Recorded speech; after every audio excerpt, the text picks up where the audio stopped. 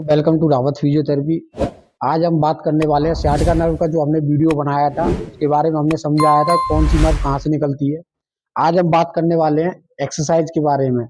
कुछ कंडीशन होती है, किस कंडीशन में कौन सी एक्सरसाइज करनी है। पहले भी मैंने कई सारे वीडियो डाले हैं, उसमें भी ये एक्सरसाइज कुछ ऐड कर रखी है। बस आज हम बात करने वाले हैं किस कंडीशन में कौन सी एक्सरसाइज करनी है। जैसे हमारी स्पाइन होती है, स्पाइन का जो एक भाग होता है, जो ऊपर का भाग इसे हम पोस्टीरियर बोलते हैं, और इंटीरियर वाला जो अंदर का भाग होता है। जिस तरीके से आपको आज हम बताने वाले हैं कि अंदर का भाग और बाहर का भाग कौन कौन सा होता है। जैसे कि आप फोटो में देख रहे हैं, ये अंदर का भाग होता है।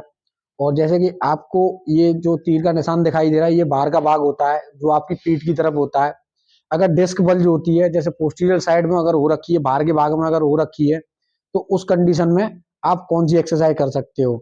अगर अंदर की भाग को अगर डिस्क बल्ज कर रखा है या स्पेस हो गया है, तो उस कंडीशन में कौन सी एक्सरसाइज करनी होती है।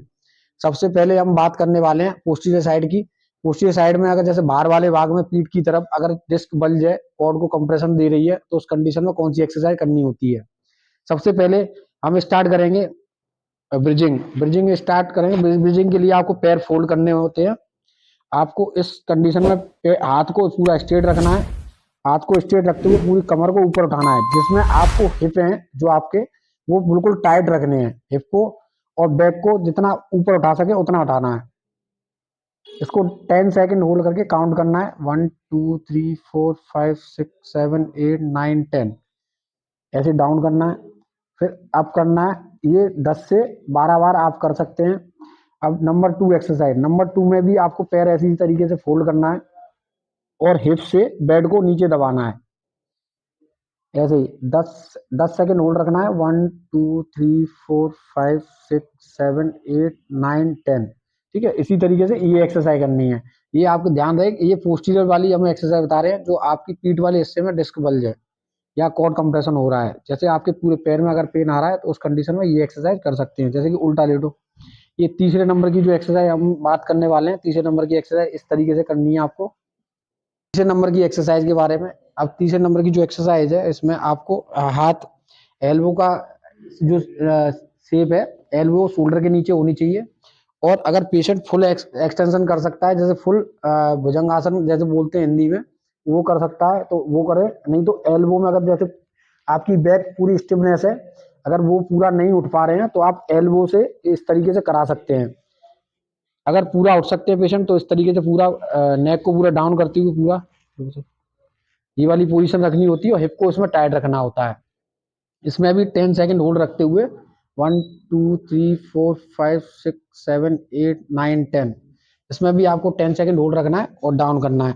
अगर इस तरीके से आप कोई पेशेंट जैसे ज्यादा स्टिफनेस है वो नहीं कर पा रहे हैं, तो आपको ध्यान रहे हाथ इसी तरीके से रखने, एल्बो को शोल्डर के नीचे, और 10 सेकंड होल्ड करवा के हिप को टाइट रखना है।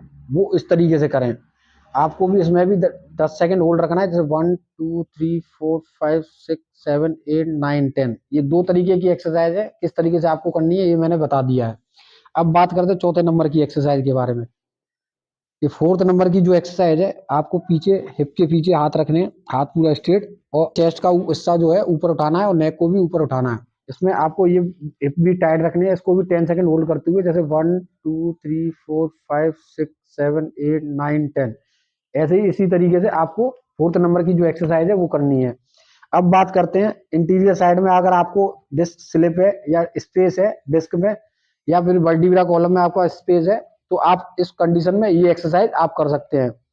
वो पेशेंट नंबर 1 एक्सरसाइज। नंबर 1 में उसमें आपको इस तरीके से घुटने को, नी टू स्टमक, आपको घुटने को खींचना है। ये भी 10 से 15 बार आपको 3-3 सेकंड होल्ड करके इस तरीके से आप कर सकते हैं। ऐसे ही इसी तरीके से सेकंड जो घुटना है, वो आपको इसी तरीके से 3 सेकंड होल्ड करते हुए 10 से 12 बार आपको अंदर की तरफ खींचना है।